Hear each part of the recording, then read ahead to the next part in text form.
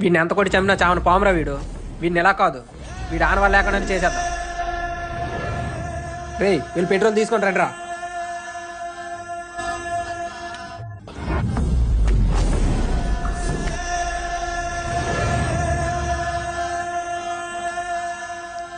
ఈ రక్షున్నంత వరకు దైవశక్తి గాని దృశ్యశక్తి గాని నీ దరి చేరవు.